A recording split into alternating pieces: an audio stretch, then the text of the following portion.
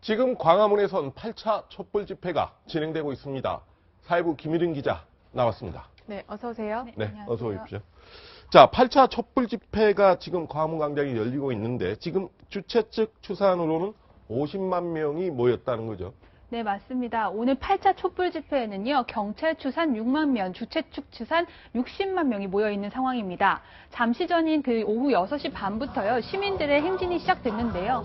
오늘도 청와대 100m 앞, 효자 치안센터 앞은 해가 지기 전인 오후 5시 반까지만 집회와 행진을 할 수 있었고요.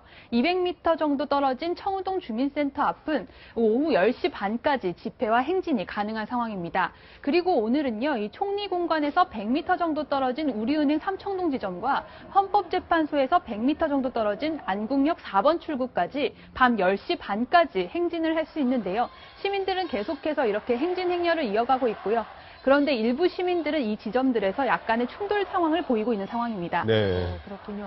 오늘은 특히 박사모 같은 친박 단체들의 맞불 집회도 굉장히 거센 걸로 알고 있는데 네. 또 오늘은 또 청와대 앞까지 행진을 했다면서요? 네, 맞습니다. 이 박사모 등 친박단체 회원 3만여 명이 오전부터 서울 광화문과 헌법재판소 인근에 모였습니다. 이 태극기로 촛불을 끄자라는 구호를 앞세웠는데 국회의 탄핵 가결에 반발을 했고요. 또 헌법재판관들에게는 촛불 민심에 흔들리지 말고 멋진 판결을 해달라 이렇게 부탁을 했습니다. 박사모는 낮 1시 헌법재판소에서 100m 정도 떨어져 있는 안국역 4번 출구에서 집회를 하고 청와대 방면으로 행진을 했는데요. 네. 대통령 힘내라라는 의미로 이 붉은 장미꽃을 한 송이씩 내려놨고요. 네. 또 유명한 동요죠. 이 아빠 힘내세요 노래를 대통령 힘내세요라고 바꿔서 부르기도 했습니다. 이 박사모 측은요, 이 탄핵 반대 서명 운동과 탄핵 장기화를 위한 이 모금 활동도 벌였는데요. 다음 주 토요일에는 대구와 서울에서 또 다시 집회를 열겠다며 회원 1명당 10명씩 데려오라 이렇게 독려를 했습니다. 네, 오늘 아마 좀 우려할 만한 맞불 집회가 예상이 됐었고요. 실제로 친박단체 회원들과 촛불 집회 참여자들 간에 서로 맞불 집회가 열렸는데 우려할 만한 충돌 사태는 벌어졌나요? 어떻게 됐어요? 네, 맞습니다. 이 경찰이 오늘 집회에서 가장 집중한 것이요. 이 친박단체와 촛불 집회 참여자들의 충돌을 막는 일이었습니다. 이 친박단체들이 광화문 일대에서 서울역 방면으로 행진을 하는 과정에서 광화문 일대에서 집회를 참가하는 이 촛불 집회 참여자들과 마주칠 수가 있었는데요. 이걸 대비해서 경찰이 행진로를 차벽으로 막고 또 일일이 의경들이 이 인간띠를 만들어 막는 덕에 큰 충돌은 없었습니다. 그런데 일부 친박단체에서는요, 이 촛불 집회 참여자들에게 욕설을 하거나 이런 폭력적인 모습들을 보이면서 네. 긴장감을 높이는 상황들도 있었습니다.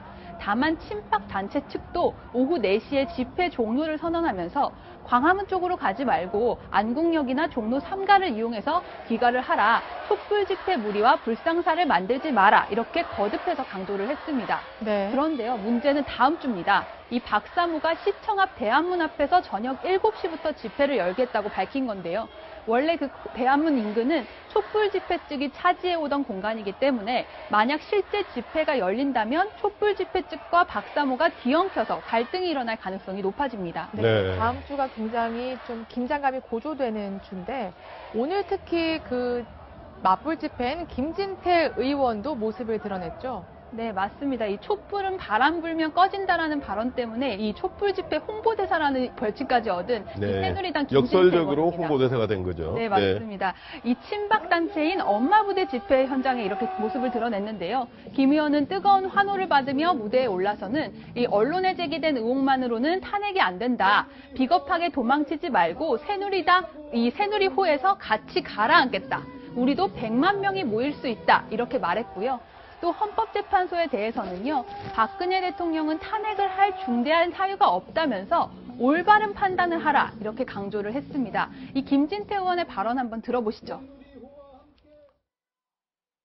대한민국의 대통령을 버리지 않은 시민이 이렇게 많다는 것을, 우리 대한민국의 헌법을 지키려고 하는 사람이 이렇게 많다는 것을 보여줘야 합니다, 여러분.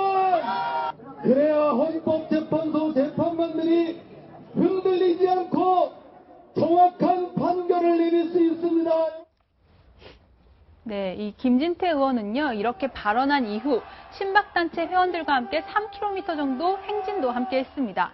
사실 김진태 의원은요, 촛불은 바람 불면 꺼질 것이라고 촛불 집회 비하 발언을 해서 문제가 됐을 뿐 아니라 이 최대 인원이 운집했던 6차 촛불 집회 당시 본인의 사무실 앞에서 이 항의 집회를 하는 동안 이 따뜻한 사우나를 즐긴 것이 논란이 되기도 했습니다. 김 의원은요, 내가 사우나에 갔던 것까지 보도가 난다면서 하소연을 했는데 친박단체 이 회원들로부터는 동정과 함께 큰 호응을 얻었습니다.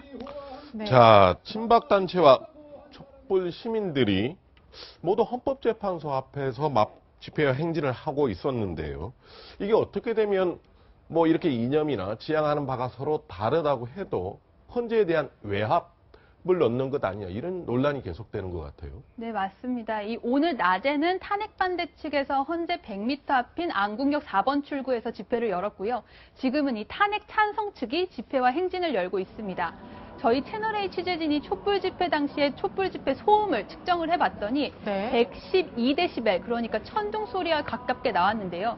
이 헌재 안에 있는 사람들은 하루 종일 천둥 소리 같은 소음을 듣고 있는 상황인 겁니다. 네. 네. 이 신속한 탄핵 심판을 위해 주말인 오늘도 헌재에 출발했던 이 재판관들은요, 집회 소음을 견디지 못하고 서둘러 돌아갔고 오후 5시쯤에는 박한철 헌재소장도 퇴근을 했는데요. 이 헌재 관계자에 따르면 박한철 헌재소장이 집무실이 이 집회 소음에 가장 취약한 곳이라고 합니다. 아, 네. 이 박 소장이요, 기록을 검토를 하다가 너무 시끄럽다라면서 곤혹스러워했다는 얘기도 들리는데요. 이 사실 헌재를 향한 대규모 집회가 물리적인 갈등으로 이어지지는 않겠지만 상당히 정치적인 압박이 될 수 있다는 분석도 나옵니다. 이 법적 절차에 따라서 공정한 판단을 해야 하는데 탄핵 정국에서 찬반으로 나눠진 양측의 집단 행동 때문에 압박을 받게 되는 것은 바람직하지 않다라는 분석인데요.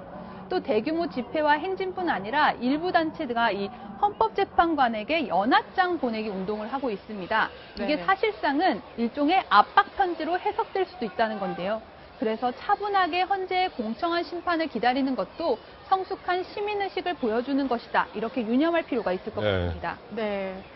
그 해외 언론도 놀라는 촛불 집회의 풍자와 해악, 또 오늘 집회에서도 그대로 연출되면서 관심을 끌었다면서요?